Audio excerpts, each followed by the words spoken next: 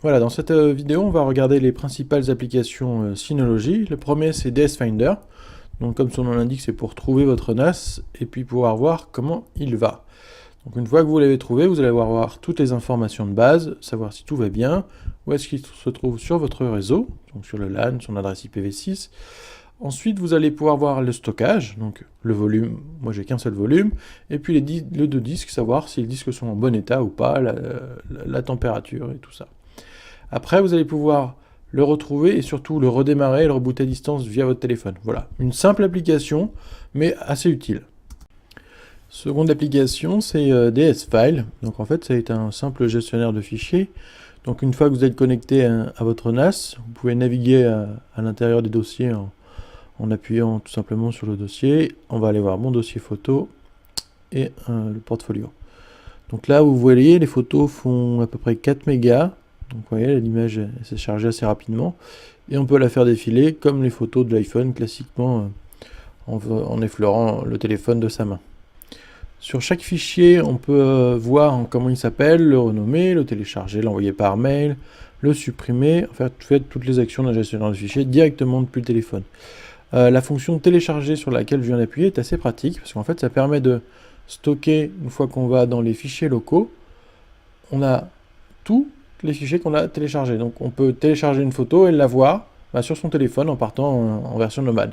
Là, ce sont les tâches de téléchargement et puis quelques paramètres. Voilà, donc une application somme toute très simple, mais vraiment efficace. Un simple gestionnaire de fichiers comme il se doit. Donc l'application suivante, c'est DS Download, donc c'est le gestionnaire de téléchargement du disque NAS Synology. Il y a plusieurs choses de disponibles, donc on peut voir l'intégralité de ces téléchargements, bien entendu. On peut, en cliquant dessus, aller voir le détail, donc savoir est-ce qu'on est, quand on a commencé, les taux, la progression, etc. Vraiment, tous les détails de chacun des téléchargements. Il va être possible de le supprimer, de terminer ou de le mettre en pause. Sur toutes les tâches, on va pouvoir faire donc tout supprimer d'un coup, arrêter, tout mettre en pause, etc. Donc vraiment un simple gestionnaire de download classique. A noter que sur la nouvelle version que je n'ai pas encore installée, il est possible de faire une recherche directement depuis le BitTorrent et d'ajouter le téléchargement depuis le téléphone, ce qui est très pratique. Voilà, un simple gestionnaire de téléchargement. Donc l'application suivante, c'est l'application vidéo dans laquelle on va retrouver les films qu'on a stockés sur le NAS. On va pouvoir les trier par année, réalisateur, acteur, etc.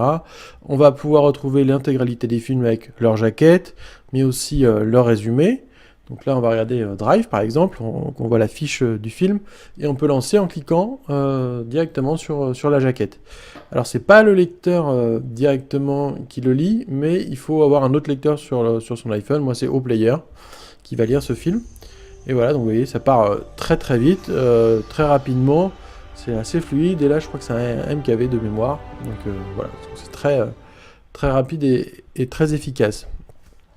Donc on va pouvoir retrouver ces films, on va pouvoir retrouver aussi les enregistrements télé qu'a fait le NAS, de la même manière ça va les lire sans aucun problème. On va pouvoir retrouver nos favoris, les listes de lecture qu'on a faites ou pas. On va pouvoir modifier ces listes directement depuis l'application iPhone, donc ça c'est plutôt pas mal. Voilà, en résumé, une application assez efficace. On regrettera juste le fait que Synology n'ait pas fait son propre lecteur, mais bon, peut-être dans un avenir proche, ils s'y mettront. Donc la dernière application qu'on va découvrir, c'est DS Audio. Donc c'est l'application musicale qui est assez ressemblante avec l'application iOS de base. On va retrouver l'intégralité de notre musique stockée sur le NAS. Donc on va pouvoir naviguer par album, par artiste, par genre, par playlist. On va pouvoir donc lire directement, bien entendu, la musique. On va pouvoir, chose intéressante, la télécharger en version hors ligne. Donc ça c'est plutôt pas mal. Donc on va pouvoir télécharger les musiques directement dans l'application et puis les gérer aussi directement depuis l'application, supprimer, ajouter des morceaux, etc. Dans la partie lecture en cours, on va pouvoir faire deux petites choses assez sympas. Donc bien entendu changer les morceaux, ça ce qui est plutôt évident. On va par contre pouvoir sélectionner les morceaux et créer carrément une playlist avec les morceaux sélectionnés.